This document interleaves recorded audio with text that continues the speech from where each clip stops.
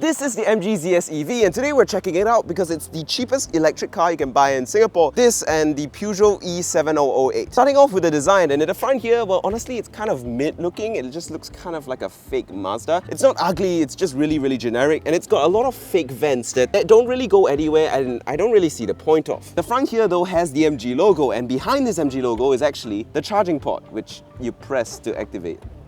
So the charging port is here, it's all standardized stuff. It's just that every time you charge this car, you have to remember to plug it in head first. If not, you won't be able to reach the charging port. Whereas in many electric cars, there is a frunk under here. You can remove the bonnet to just see electric motors because there is no frunk. Even though there's quite a bit of space under here, they could have easily put a frunk here, but they didn't, which is a bit of a waste. It's a crossover kind of car, so it's pretty high up, and those rims are pretty small for the car. The design is pretty nice, it's just they're a little bit too tiny. As for the back, the design is equally generic, although the MG logo once again hides something, this time the boot lid. There's even more fake vents and kind of ugly plastic trim, but overall it doesn't look all that bad from the back. The boot is also reasonably sized, and there's storage underneath here for a tire repair kit or just even more stuff. It's also not an electronic trunk and it's hydraulic, so it's really hard to close. Now that we talked about the exterior, let's talk about the interior. It's actually a reasonably comfortable place to be. It's like a normal car, it's got everything you expect it, where you expect it. The wheel is this 3-spoked one, it's a bit worn down because this is a rental car. It's kind of small, but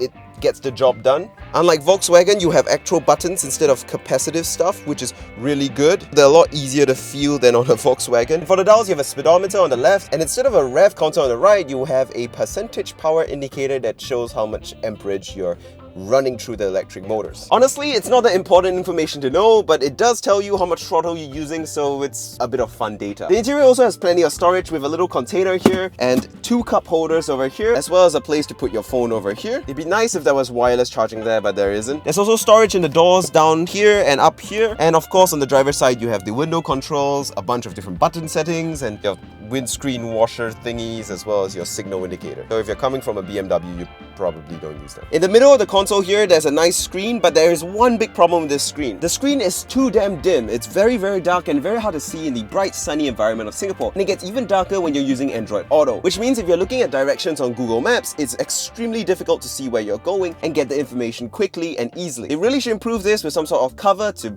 make it less affected by the sun, and also make the screen brighter so it's, well, not as dark. I mean, seriously, I cannot see anything here at all. The screen is also not super responsive. As you can tell, there's a good amount of lag in it, and it's not great with the viewing angles. There's a lot of reflections which make it very hard to see. People who buy cars in this price range are looking for a practical vehicle, and infotainment systems are one of the most important things when looking for a good, easy to use experience. So they really need to upgrade this, because this loses to the Peugeot, which is very similarly priced, and also the BYD Atto 3. Thankfully, what they do have, which I appreciate, is physical volume controls and media controls, which is nice, and of course physical aircon controls. Single zone only, but hey, it's better than nothing, and it's physical, so it's easy to adjust. The only problem is that the moment you change the aircon controls, the whole screen is covered by the controls, just like on the Volkswagen Golf Mark 8, and that is very dangerous if you need directions when you're driving. What's interesting is the driving controls, which are down here. You've got P, R, and N, D on a knob, very similar to what you find on the Jaguar cars, and you have 3 little buttons, one for driving mode, one for battery regeneration, which they call curse because it's a F1 and everything, and one for showing you the battery level. When you change the drive mode button, you change the amount of regeneration, the amount of power and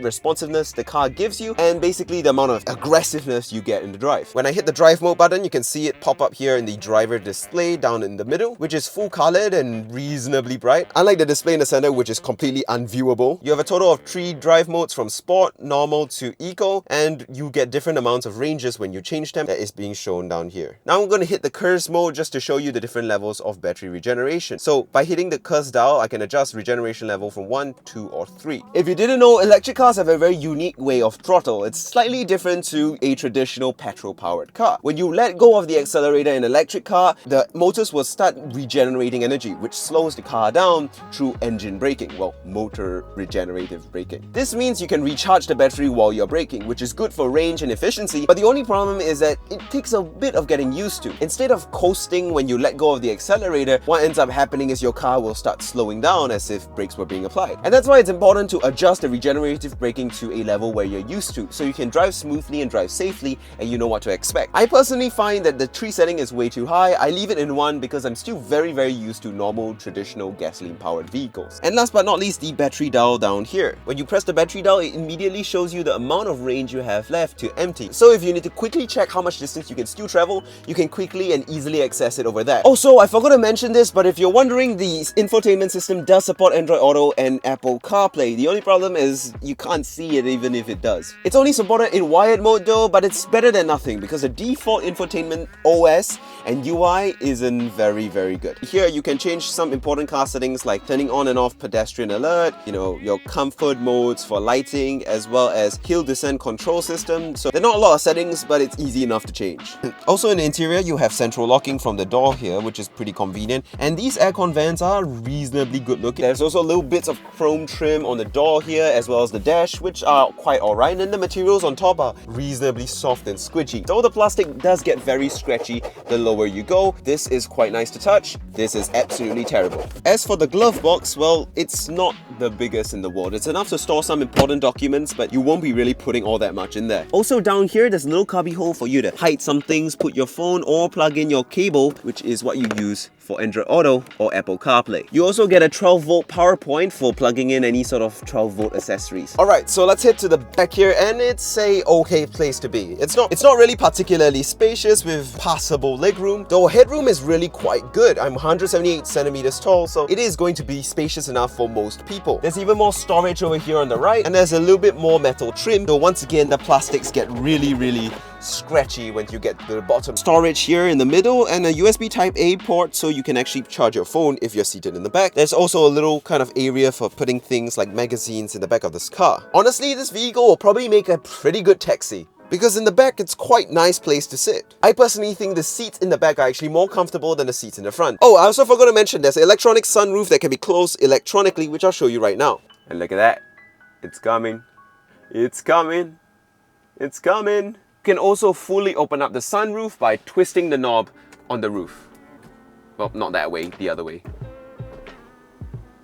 The only problem I have with sitting in the back and its comfort is really that your feet are a little bit elevated because there are batteries underneath the floor, so the floorboards are pretty high up. It's not that uncomfortable because I still have good amounts of legroom to stretch out in front. Also, the speaker system on this car isn't particularly amazing. I think it doesn't really sound all that good. It gets loud enough, but it's not the clearest, it's not the bassiest, it's not the most enjoyable. It plays music, which is good enough for most people, so if you want a fancy stereo, be prepared to upgrade it on this car. Also, the middle seat does not come down, so if you want to armrest in the middle or you want some true loading, you're not going to be able to get that on this car. If you want to have a bigger boot though, you can fold all 3 seats down at the same time and have a much more expanded boot, so it's either all or nothing. So that's the exterior and the interior. How does it drive and how does it feel to be a passenger in the MG ZS EV? It's not particularly fun. The torque is instant like most electric cars, if not all electric cars, but it's not particularly strong. Don't expect Tesla acceleration, it's still quite a slow car, but it gets the job done. You can feel when they were designing the driving system for this car, they just wanted to make it as easy, as practical, and as accessible as possible. It was very comfortable to drive, very easy to drive, and very easy to get a hang of. With regenerative braking turned all the way down to level 1, it was easy enough to pick up being someone who's used to gasoline cars. Though I guess with a little bit of practice and a little bit of training, I could turn up the regenerative braking for more efficiency and at the same time and still remain equally smooth and comfortable. But if you're coming from a gasoline car and you're worried about the transition to electric, this car is very easy to get used to, so there's no worries there. Steering is extremely light, very easy to steer and pilot the car. Visibility is pretty good too with this car. You should be able to see anything, no problem. And the side mirrors are definitely sufficiently big for a car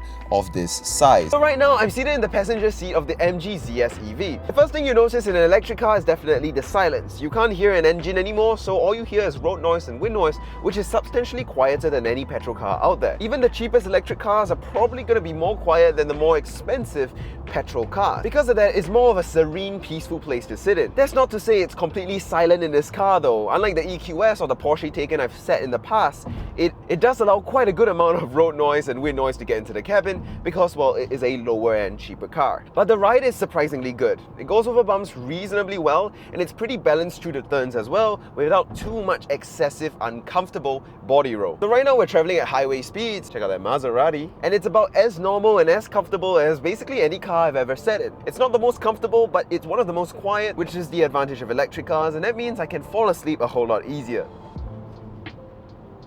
So when we got this car, it was only at 50% charge and there were only 200 kilometers of range on the dash. But 200 kilometers is more than enough for us because we're in Singapore and the longest journey you'll be traveling is what, 30, 40 kilometers? Not that far. So in conclusion then, should you buy the MG ZS EV? Well, it's not a bad electric car. For its price, it gives you a lot of car for the money. It's electric, so it's going to save you money at the petrol pump, and overall, I think it's a pretty value option. The only problem is that this was released in 2021, and since then, the competition has heated up and caught up real fast. Cars like the BYD Atto 3, the Peugeot E7008 are very competitive in pricing and give way better interior, way better exterior, and a way better infotainment system. It's not really the best choice on the market right now, and I think there are better options out there, from Hyundai with the Ioniq, BYD with the Atto 3, and of course, Peugeot with the E7008. I think Opel is also launching an e-mocha that's pretty good. And with that, thank you guys so much for watching. Make sure you like and subscribe. I'll see you guys next time. Bye.